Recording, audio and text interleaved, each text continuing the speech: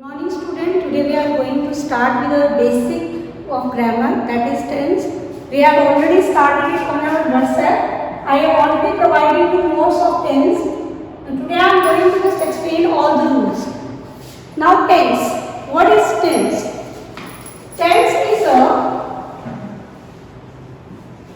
verb which shows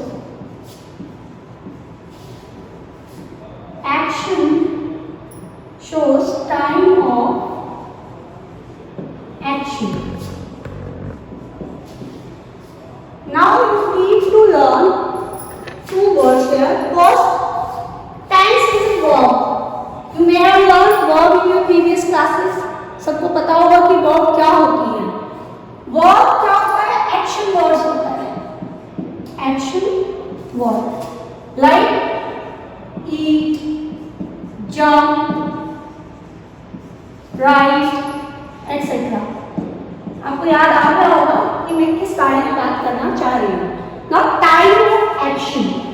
Now I'm going to explain you how a verb shows you time of action. Like my mother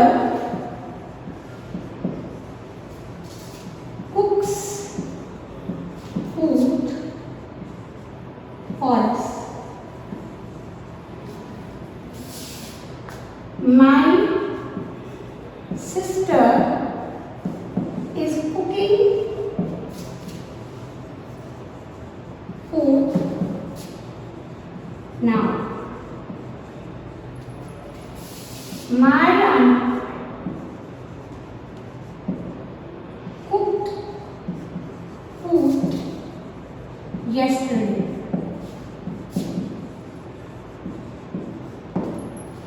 And I will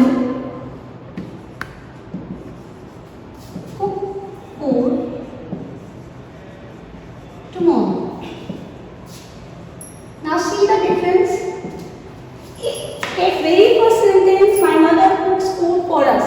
This verb shows the present state कि काम जो है daily हो रहा है, regularly हो रहा है.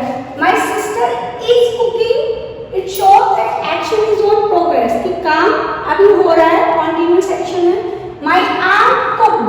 This is first form. As yes, I will tell you about it later. This is second form. It means this is the past form कि yesterday कल बनाया था. And I will cook food tomorrow. मैं will के साथ first form. I will cook food tomorrow. तो these are the verbs which show the time of action. मैंने आपको दो बातें की. First कि verb क्या होती है. Second how it shows the time of action. Then it was tense यानी कि काल. आप हिंदी में काल पढ़ चुके होंगे और मे भी आपको पढ़ेंगे आगे. So मदर डेली को खाना बनाती है. सिस्टर अभी बना रही है. जो आंटी थी उसने कल बनाया था और मैं कल बनाऊंगी. तो तीनों ही टेंस इसमें शो हो रहे हैं. बनाती है it means this is present. बना रही है this is also present. I will show you the difference later. बनाया था कल पास्ट एंड बनाऊंगी it means it will be future tense. So you may get. Now types of tense.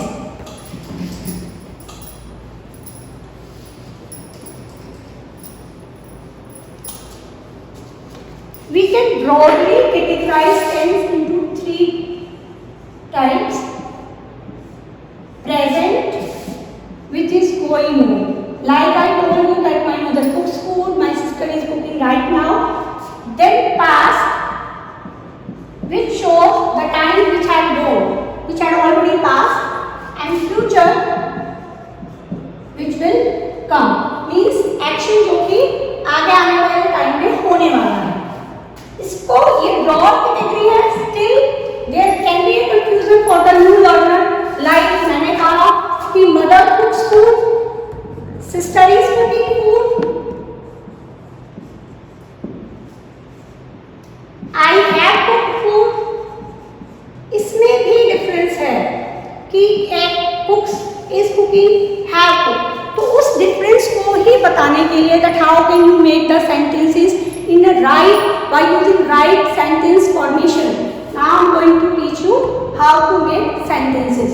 तो इसमें देखिए आप cooks इस कुकिंग तीनों ही बनाती है,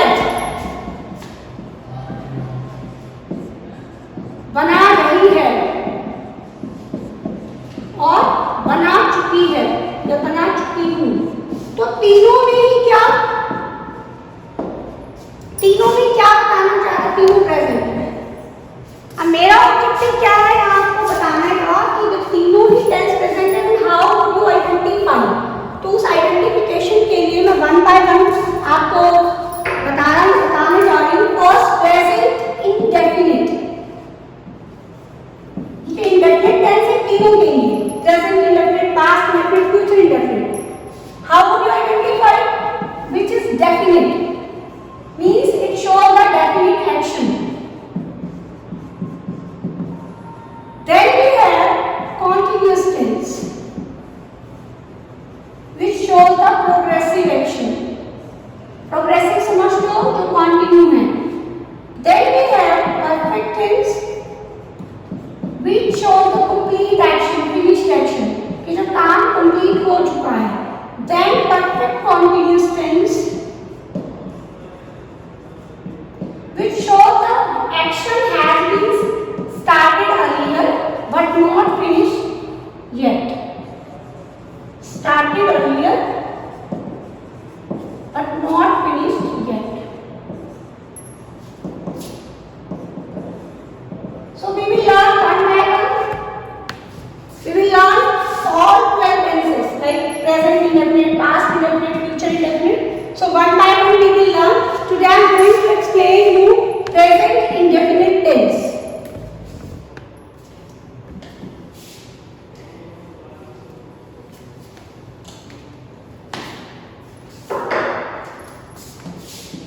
Present indefinite tense. So before starting the present indefinite tense, I want to tell you the sentence structure. Everyone has learned the sentence structure earlier. Sentence structure common जो होता है that is subject, helping verb, form of verb and object. Now let's discuss. Subject is the doer, काम को करने वाला. If I am teaching you right now, it means I am the subject here. I am performing the action. Helping verb. These helping verb will be different in different tenses. Like do, does, is and are, was, were, has, had. All these are the helping verbs. Then form of verb.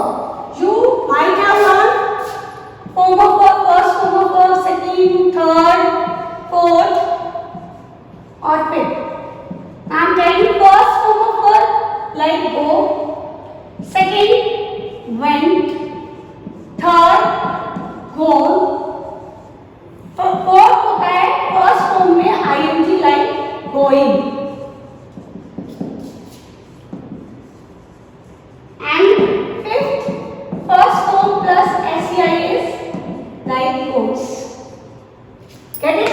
इसमें थोड़ा सा confusion में भी आपको होगा कि fifth form मैंने SP बताया, ईएसपी, तो उसका थोड़ा सा मैं एक्सप्लेनेशन यहाँ देना चाहूंगी आपको कि जब आप लिख रहे हैं वर्ब में एसईआईएस ऐड कर रहे हैं तो आपको क्या क्या देखना है? When the verb end with o, ch, x, sh, y, etc., ss, etc. तो इनमें हम क्या लगाएंगे? ESV लगाएंगे सब में। एक एग्जांपल डाल देती हूँ। अब इसका एक एक्सेप्शन होता है कि अगर y से पहले कोई वोवल है लाइक प्ले, तो इससे पहले वोवल है तो हमने एस भी लगाना है। बट अगर y से पहले कोई कॉन्सोनेंट है, जैसे y से पहले l है, तो हमें y को काटकर i और es ऐड करना है। Get it everyone? तो ये एग्जांपल आपने बहुत सारे पढ़ रखे होंगे। I am not going to write here all these. If you have any doubt you can ask me later. Now come to the point that first subject then helping verb then verb then object. Object क्या होता है?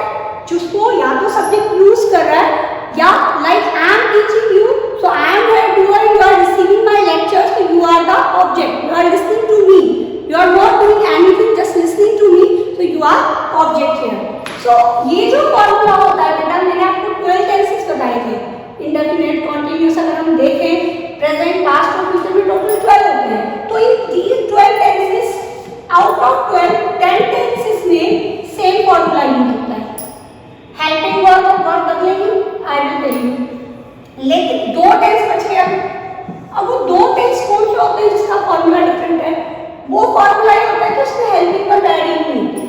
Present indefinite tense, present indefinite affirmative और past indefinite affirmative.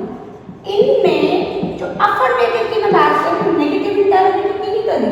Negative interrogative का same formula है, मैं भी दिखा दूंगी आपको। Present indefinite affirmative, past indefinite affirmative में हेल्पिंग वर्ब यूज नहीं होती। प्रेजेंट इंडेफिनिट में ओनली फर्स्ट फॉर्म होती है और पास्ट इंडेफिनिट में सेकंड होती है। तो लेकिन हमें तो वन बाय वन सीखना है ना सारा, तो हम फर्स्ट से ही बिल्कुल स्टार्ट कर रहे हैं। Present indefinite affirmative tense. So how to do this? Identify, even I will tell you in Hindi also कि अगर हम क्योंकि we are Indian and of course when we are reading the stories and writing some article and all, so we must think in Hindi, तो वो भी मैं आपको बताऊंगी how to translate। तो सबसे पहले present indefinite tense sentence structure, present indefinite in affirmative। affirmative sentence में जो भी आप present indefinite में बनाओगे उसका sentence structure क्या है? First of all subject, then form of verb first, then object। मैंने आपको बताया ना कि all tenses में helping verb यूज करते हैं except present indefinite affirmative और past indefinite affirmative। तो subject क्या है हमारा? तो अगर subject singular noun है like he, she, it या कोई भी एक वचन, तो हम फर्स्ट फॉर्म में SEIS लगाएंगे। और SEIS वाला मैं आपको ऑलरेडी डिस्कस कर चुकी हूँ कि कहाँ आपको यस लगाना है, कहाँ आपको एस लगाना है। Get it? यहाँ तक ये फॉर्मूला क्लियर हो गया होगा कि अफर्मेटिव सेंटेंस में हम क्या करेंगे, सब्जेक्ट के बाद फर्स्ट फॉर्म ऑब्जेक्ट यूज करते हैं।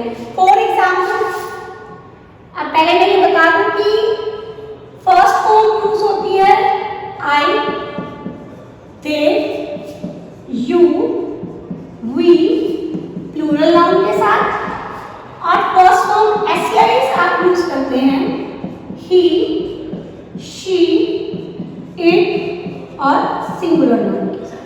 Gate it? Now example, I love to play football.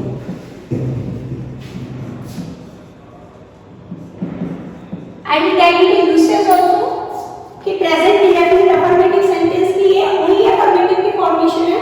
Now I will tell you the formation of negative sentence. Negative sentence की फॉर्मेशन क्या होगी? Subject,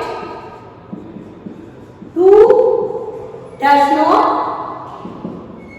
first form of verb and object. Now where to use to and where to use does?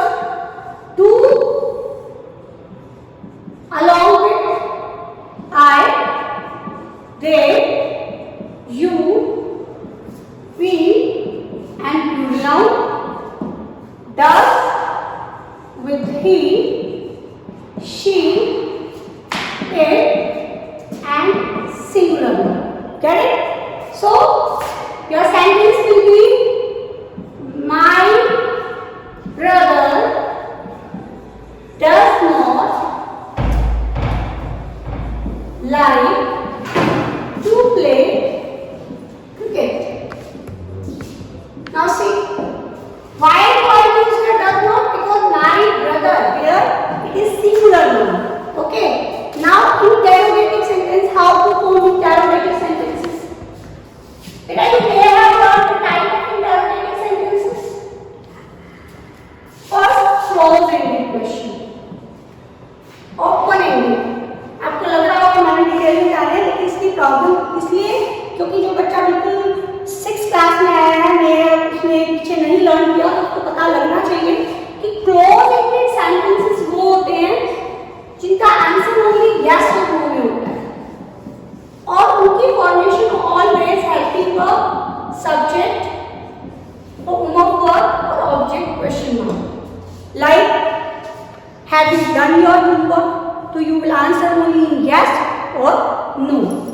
Open-ended questions वो होते हैं जिनमें आप WH words use करते हो और further explanation required होता है। तो उसमें आप सबसे पहले WH word यूज करेंगे, what, where, how, when, why, who। Then same formula you have to apply, helping verb, subject, form of verb, object, question mark। Get it? So this formation of present indefinite sentence. You may have written this. Now I am going to tell you the usage कि हम इसको कहाँ कहाँ use करते हैं। भाई formation बता दिया है, लेकिन इसको अप्लाई कहाँ करना है, that is called usage. तो how to use? First of all, if you want to write or show the routine of any person in present, then you have to use same formula. Routine, like you want to tell that your grandmother wakes up early in the morning. This is routine. Or you want to say that I brush my teeth twice daily. ये routine है. तो if you want to show the routine in present, तो आपको क्या करना है? Same formula apply करना है. Get it? Second, habitual action. Habitual action. Now habitual action, किसी की हैबिट बताना चाहते हो, आप क्लासरूम में हो, कहना चाहते हो मैडम बहुत झूठ बोलता है या ये तो लेट ही आता है एवरी टाइम, तो ये अपना काम कभी पूरा करता ही नहीं है. तो ये हैबिचुअल एक्शंस हैं कि आपको उसमें भी आप सेम फॉर्मूला अप्लाई करोगे that madam he always tells a lie or she always speaks the truth, or you can say that he never comes school at time, etc. तो ये आपका क्या हो गया? हैबिचुअल एक्शन हो गया. Next is universal fact and universal truth and facts. कि अगर आपको यूनिवर्सल ट्रुथ बताना है और फैक्ट्स बताना है तो भी आपको यही फॉर्मूला अप्लाई करना है. यूनिवर्सल ट्रुथ जैसे कि The earth revolves around the sun. ये एक ट्रुथ है कि पृथ्वी जो है सूर्य के चारों चक्कर लगाती है. या फैक्ट क्या है कि water boils at 100 degree Celsius, कि वो बॉइल करता है वाटर 100 डिग्री सेल्सियस पे. तो ये जो यूनिवर्सल ट्रुथ और फैक्ट जो होते हैं वो भी आप क्या करते हो, उसी में प्रेजेंट इंडेफिनिट टेंस में ही बनाते हो. ये आपको यूसेज क्लियर हो गया होगा. वन मोर थिंग कि अगर आपको किसी की कोटेशन जो है डालनी है तो वो आप इन्वर्टेड कोमा लगाकर उसमें एज इट इज ही लिखते हो. वो भी जो भी टेंस उसमें अप्लाई किया गया है उसको चेंज नहीं करते हैं. ठीक है. तो समटाइम जो कोटेशन होती है लाइक जॉन कीट्स ने अपनी एक पोएम में कहा था कि a thing is beauty joy for ever. तो ये प्रेजेंट इंडेफिनिट टेंस है, इसको हमने उसकी कोटेशन एज इट इज ही हमने उसमें डाल दी है. So I have told the usage of present indefinite tense to you. Now, when we are reading story, and so I told you that we are Indian and we will think only in Hindi. So how can we read the story and how can we use the present indefinite tense while reading the story? तो उसके लिए translation method एक apply होगा. This is called the direct method. Now I am going to tell you translation method. Translation method मैंने आपको example में notes में डाला भी हुआ है कि when the sentence ends in Hindi with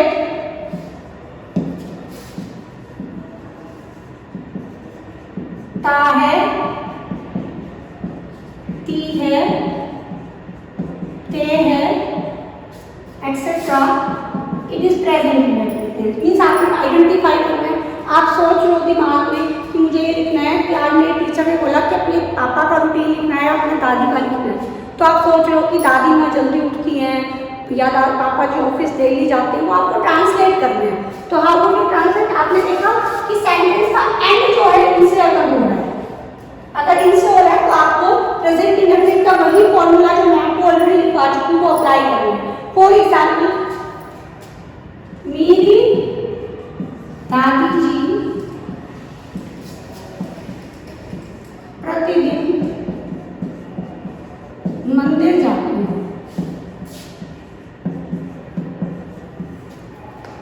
अब देखो आप ध्यान दो इस बात पर.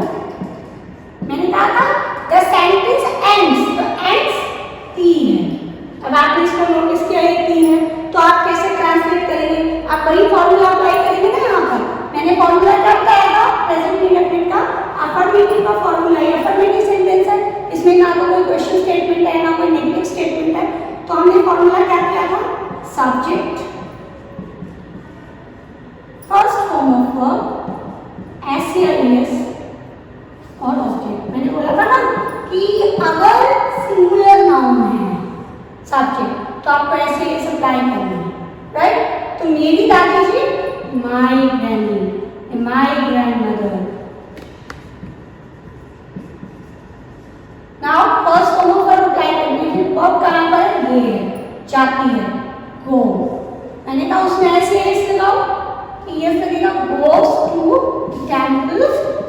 डेली। अब अगर इसका नेगेटिव बनाना है कि मेरे दादाजी मंदिर नहीं जाते हैं, तो सिंपल मैंने आपको बताया था कि when we are making negative sentences we must apply this formula. Subject दादाजी, my grandfather does not go to temple daily. तो अब इंटरोगेटिव सेंटेंस की हम बात करते हैं, दोनों तरह के इंटरोगेटिव सेंटेंसेस की जो क्लोज एंडेड क्वेश्चन मैंने आपसे बात की थी, क्लोज एंडेड यस और no, like does your father go to temple daily. मैंने बताया ना कि यस और नो में आंसर होगा helping verb, subject, first form of verb, object apply होगा। तो कैसे बनेगा ये question? Does your father go to the temple daily, कि क्या आपके पिताजी मंदिर जाते हैं। मैं आपको एक जो छोटे बच्चे यूजुअली डाउट लेते हैं वो क्या, जब मैं उनको सेंटेंस बोलती हूँ ना ऐसे कि क्या उनको ऐड करना है, क्या आपके पिताजी, तो क्योंकि बच्चे ने सीखा हुआ है कि व्हाट को क्या बोलते हैं, तो वो ये गलतियाँ यूजुअली करते हैं। तो वो उसको गलती बच्चे ना करें, करेक्ट यूज करें, इसके लिए मैं बता देती हूँ कि जब भी आप हेल्पिंग वर्ब से क्वेश्चन स्टार्ट करते हो वो ऑटोमेटिकली क्या का ट्रांसलेशन होता है जब भी आप हेल्पिंग वर्ब से स्टार्ट करते हो। और ये जो क्या है ना, ये एक्चुअली किसी थिंग या ऑब्जेक्ट के लिए यूज होता है, like what are you doing, ठीक है। तो उसमें आपको कंफ्यूज बिल्कुल नहीं होना है, ठीक है। सो नेक्स्ट है ओपन एंडेड। ओपन एंडेड में मैंने आपको बताया कि WH वर्ड आता है, तो उसके लिए क्वेश्चन भी वैसे होगा, लाइक कि आपके पिताजी का डेली कहाँ जाते हैं, तो कहाँ के लिए हम क्या कौन सा वर्ड यूज करते हैं, वेयर यूज करते हैं। और मैंने आपको बताया था कि WH word first, then helping verb, then subject, then form of verb, then object. तो सेम फॉर्मूला आपको करना है, where does your father go daily, क्या आपके पिताजी कहाँ गए। तो मुझे लगता है कि प्रेजेंट इंडेफिनिट टेंस हमने बिल्कुल अच्छे से कवर कर लिया है। एक बार फिर से हम रिवाइज कर लेते हैं। First of all what is tense, Hindi में आप क्या बोलते हो?